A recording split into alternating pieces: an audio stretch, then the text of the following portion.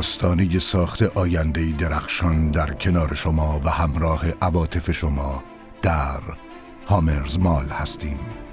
آینده‌ای که در آن شما رکن اصلی ماجراهای ما خواهید بود. ما در تلاشیم تا با روحی پر از نودوستی و احترام فرصتی بی‌نظیر برای خلق خاطرات شیرین و پرتکرار را برایتان فراهم کنیم. اهمیت دادن به شما و احساساتتان رسالت نهایی هامرز مال است و ارزش‌های ما نیز بر اساس رضایتمندی تمام مراجعان ما خواهد بود. ما با شما به سوی افق‌های نو در حرکتیم، فراتر از یک مرکز خرید، مقصدی برای تجارت، تفریح و خاطره سازی.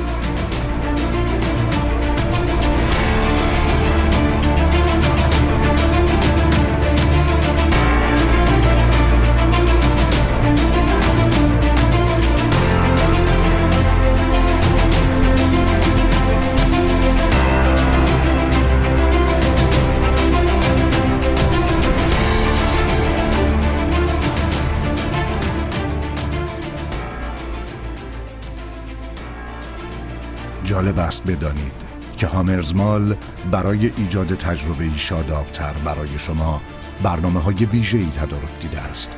هدف این است که نه تنها خریدی آسوده و مطمئن از برندهای معتبر داشته باشید، بلکه از تجربه راحت تردد در تمام طبقات مجتمع هامرز مال نیز بهره مند شوید و با آسودگی از تمام امکانات این مجموعه استفاده نمایید.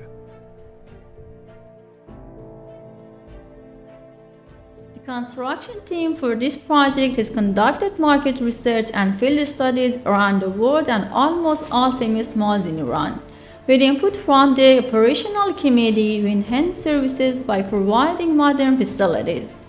Responding to the welfare needs for end customers is one of Haamer's Mall's key design principles.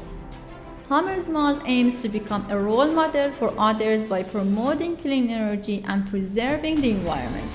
The complex is currently working on collaborating with related organizations to protect the precious environment of Gilan.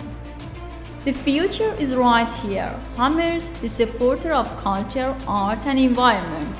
Hammers حامی فرهنگ، هنر و محیط زیست.